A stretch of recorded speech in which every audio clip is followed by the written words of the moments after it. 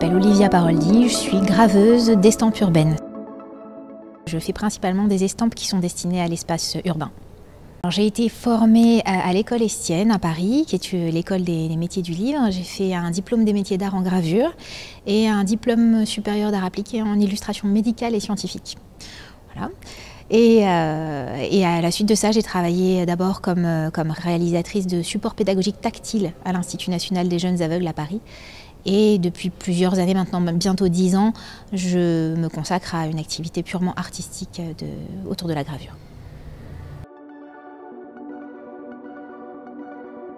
J'ai eu envie de devenir graveuse au moment où j'ai découvert cette technique. Donc c'était vraiment pendant mes études, parce qu'avant ça, j'avais vu des estampes sans comprendre vraiment la technique et comment c'était réalisé. Et le fait d'apprendre des gestes, de m'inscrire dans le temps en apprenant des gestes qui ont déjà été utilisés, qui perdurent, et les interpréter à ma façon. Voilà. Il y avait cette approche de la technique vraiment qui m'intéressait, et d'inclure ça dans une démarche artistique. Donc ça, la révélation s'est faite à l'école Estienne. Moi, je me situe comme un témoin de mon époque. Et ce que j'apporte, ça, on le verra peut-être dans 10 ans, 20 ans, je ne sais pas, peut-être beaucoup plus tard, mais moi, je me situe vraiment comme quelqu'un qui va marquer l'empreinte de son époque par le biais de cette technique-là.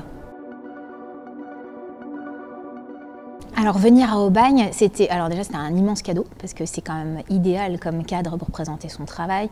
C'est un espace c'est un magnifique écrin, quoi. C'est lumineux, c'est beau, c'est spacieux, je suis entrée libre, les gens viennent autant de fois qu'ils veulent, c'est une longue exposition, bref, les conditions sont idéales. En plus, j'ai eu un temps de résidence, donc j'ai pu travailler. Et quand je suis arrivée sur place, j'avoue quand même que j'étais complètement impressionnée par l'ampleur du lieu. Je l'avais vu bien sûr avant plusieurs fois, mais de venir là dans un lieu qui était vide, les murs étaient blancs, prêts à recevoir mon travail. Et moi, je me trouvais tellement petite dans cet endroit immense que j'ai quand même mis un petit temps à me débloquer et à créer pour le lieu. Une fois que c'était fait, c'est un vrai beau souvenir. Je pense que ça va être une étape quand même dans tout mon parcours artistique. Ça va vraiment être une étape importante parce que c'est affirmer certains choix, faire des choix déjà, parce que pour une exposition, on est obligé d'en faire. Donc là, ça a été le cas. Faire des choix, les affirmer. Et il y a ce côté expérimental dans cette exposition que je n'avais pas eu précédemment, qui fait intervenir les visiteurs, qui leur laisse une part d'expression, et avec lesquels je vais pouvoir dialoguer, parce que je vais partir de leur dessin pour faire une fresque. Je ne vais pas arrêter de créer pendant l'exposition, en fait, parce que la fresque va être visible jusqu'à la dernière semaine de l'exposition, elle va certainement bouger. Donc c'est comme ça que j'aime travailler, c'est-à-dire on réinvente un petit peu les règles du jeu pour le lieu. Dans l'exposition, il y a une installation avec quelques boîtes aux lettres. Le but du jeu, c'est que les visiteurs laissent leurs réactions, leurs dessins, des petits mots, ce qu'ils veulent, dans ces boîtes aux lettres-là. Et à partir de ça, moi, je vais constituer une fresque d'estampes. Alors, je ne pourrais pas dessiner tout ce qui a été dessiné, évidemment, mais il y a certaines choses qui sont très inspirantes. Et oui, j'ai déjà commencé à récupérer le courrier et c'est super, il y a des choses vraiment très très inspirantes. Là aussi, c'est très touchant. C'est un exercice que je n'avais pas fait jusque-là, de travailler à partir de dessins offerts.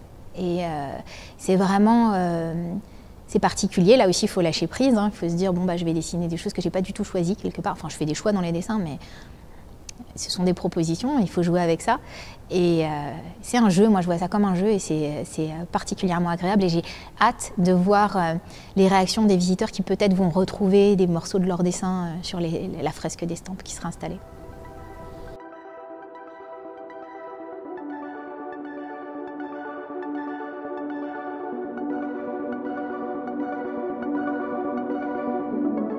On peut dire qu'en fait toutes les images parlent de moi,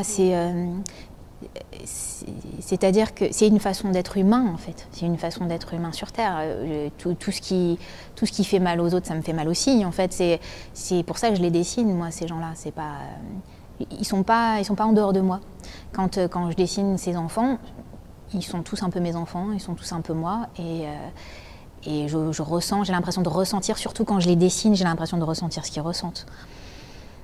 Et y compris quand c'est positif, c'est pas toujours que triste, hein. C'est ça, c'est une forme d'empathie, mais pour moi ça devrait même pas s'appeler comme ça, c'est une façon d'être humain sur Terre, quoi. J'ai été, je pense, une petite fille un peu comme celle que je dessine, plutôt introvertie, en même temps très ouverte sur le monde, mais ça ne se voyait pas forcément, qui était discrète et rêveuse, voilà, c'était plutôt ça. Et pourquoi beaucoup d'enfants? Parce que je pense que c'est évidemment une période hyper importante de la vie et que l'enfant qu'on était reste en nous pendant tout le reste de notre vie. Et c'est cette part-là qui nous permet d'être sensibles, de comprendre le monde, d'être humain. Et c'est ça que je cherche à éveiller chez les gens qui regardent mes images. Je travaille avec ma sensibilité de femme et de mère et il est certain que le fait de devenir mère a dû changer ma façon de travailler, d'être sensible au monde, ça c'est évident, et de dessiner. Même si je serais un peu incapable de dire ce que ça a changé vraiment précisément, mais c'est une forme de sensibilité qui s'est développée, ça c'est certain. Et ça a réveillé en moi ce que j'avais pu vivre petite, ça c'est sûr. Je suis touchée par les gens qui dénoncent les choses de façon sensible et douce, parce que je pense sincèrement que c'est la meilleure façon de faire, parce qu'on va chercher là des gens qui sont pas forcément engagés, pas forcément conscients de ce qui ne va pas, et c'est en allant les chercher avec douceur et sensibilité qu'on arrive à les sensibiliser et leur donner envie de regarder vraiment ce qui se passe. Et c'est pour ça que je cherche à donner à mes images cette douceur, et en même temps qu'elles aient un côté onirique qui donne envie de regarder sans être heurté et qui donne à voir beaucoup plus après.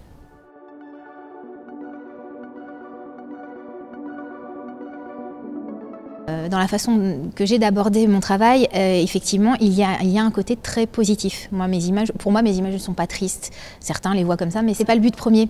Il y a un côté qui dénonce des injustices, une grande précarité, des situations très dures. Et ça, c'est peut-être justement ce que m'a apporté la maternité, c'est de voir le côté positif, de voir que les choses évoluent, qu'il y a un avenir possible, qu'on peut changer les choses, et plus particulièrement et plus que tout avec les enfants. Ce serait catastrophique de dire que rien n'est possible avec les enfants que je dessine. Donc moi j'ai tendance à plutôt voir la lumière et l'espoir, et les quelques enfants que j'ai rencontrés et avec lesquels j'ai travaillé sont porteurs de cette lumière et de cet espoir, c'est clair et net.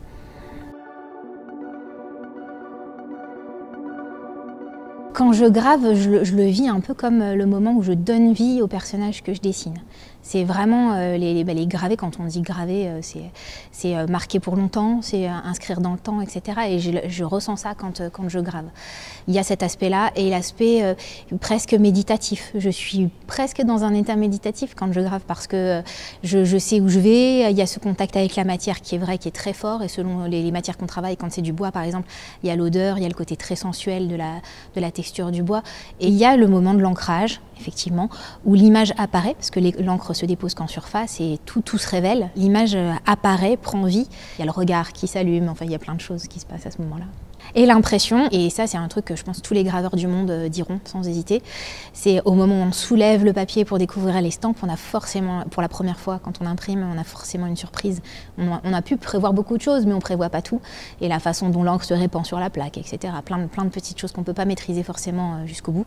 Et on a forcément des surprises au moment de la première impression.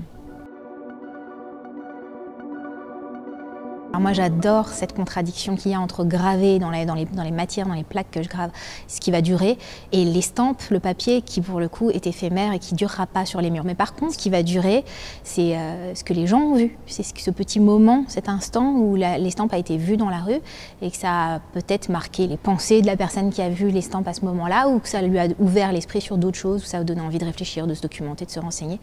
Et ça, je ne pense pas que ce soit si éphémère que ça. Quand on place de toute façon des estampes ou d'autres créations artistiques dans la rue, on accepte ce jeu que la création, l'image, le support soit abîmé par le temps, soit abîmé par les passants, soit peut-être même déchiré par quelqu'un qui n'a pas envie de la voir ou que ça dérange. Par contre, ce que j'aime pas du tout et ce que je comprends pas, c'est que des images puissent être prises, volées.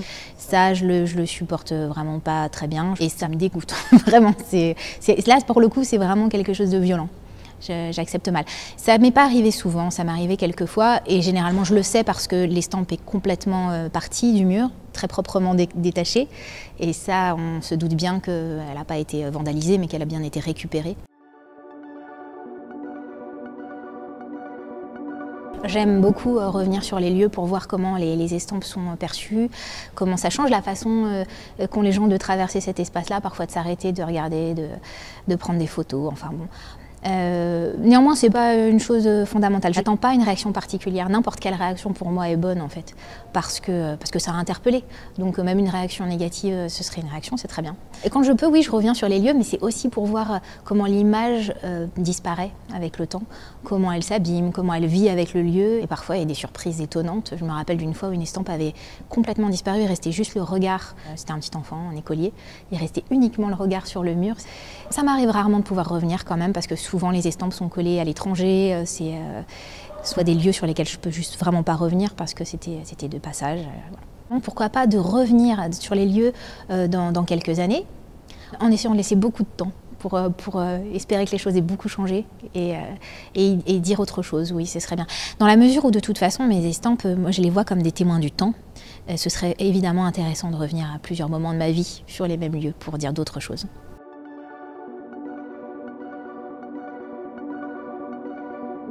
La plus belle chose qu'on ait pu me dire, je pense, à ce jour, c'est au sujet d'une petite fille que j'avais collée en Bosnie et d'une femme qui est venue me dire que ça lui faisait penser à elle quand elle était plus jeune et qu'elle avait vécu la guerre en Bosnie. Et il se trouve que j'ai eu la chance de rencontrer cette personne qui est devenue une amie depuis. C'est une des plus belles choses qui m'est arrivée suite à un collage. Ensuite, il y a toutes les réactions des enfants par rapport à mes images qui me touchent généralement beaucoup. Et la réaction de plusieurs personnes âgées qui me disent que ça leur réveille des souvenirs d'enfance et que ça les touche. Et parfois, qui se mettent spontanément à me raconter des moments de leur vie qui résonnent vraiment fortement avec mes images. Donc ça, c'est très touchant, ouais. C'est inespéré même.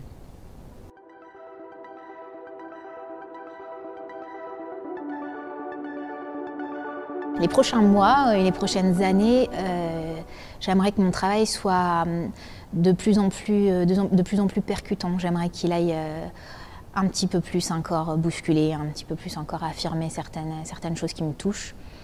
Voilà, certains faits qu'il faut mettre en évidence, toujours de la même façon, avec cette douceur-là, mais être encore plus présente dans certains lieux, sur certains murs. Et a priori, du coup, m'éloigner un petit peu des sentiers battus par l'art urbain, le street art, qui est très visible aujourd'hui, et m'en éloigner pour chercher de plus en plus de sens, voilà, affirmer un sens. Ça, c'est pour le fond, et pour la forme, j'ai envie de faire des mixtes de techniques. Donc là, je travaille essentiellement la gravure sur bois et sur lino, mais j'aimerais y incorporer de la gravure sur cuivre parce que c'est ce que je fais aussi à côté. Et c'est un projet, c'est ce que je travaille en ce moment, d'incorporer ça pour ce que je fais dans la rue. Parce que pour l'instant, la gravure sur cuivre, c'est encore moins visible que la gravure sur bois et lino. On n'en trouve que dans des endroits réservés à ça. Et j'aimerais la rendre plus populaire et la mettre dans la rue aussi.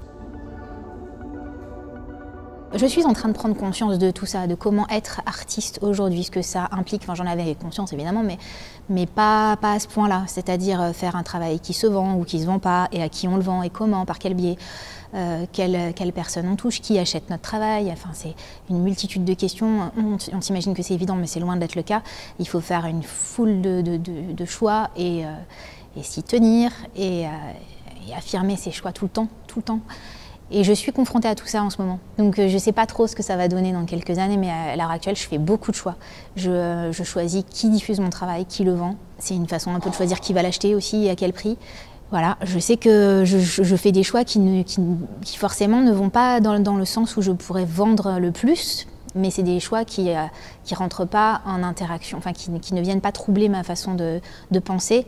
Et je suis certaine qu'en faisant ces choix-là, je préserve déjà mon intégrité et en plus ma sensibilité et mon terrain pour pouvoir continuer de créer et d'avoir de l'inspiration. C'est difficile, hein, franchement, hein, parce que c'est pas faute d'être sollicité par plein de monde et en fait en ce moment je dis souvent non à des projets parce que je m'y reconnais pas, parce que je vois pas ce que je vais faire là-bas et voilà. Et à côté de ça, je cours après des gens avec qui j'ai vraiment très envie de travailler. Bon, donc on fait des choix, c'est ça. Moi, je voudrais travailler avec des ONG, dans le milieu de l'humanitaire. C'est en partie ce que je fais un petit peu aujourd'hui, mais à très petite échelle. Et j'aimerais faire ça de façon plus importante. Merci.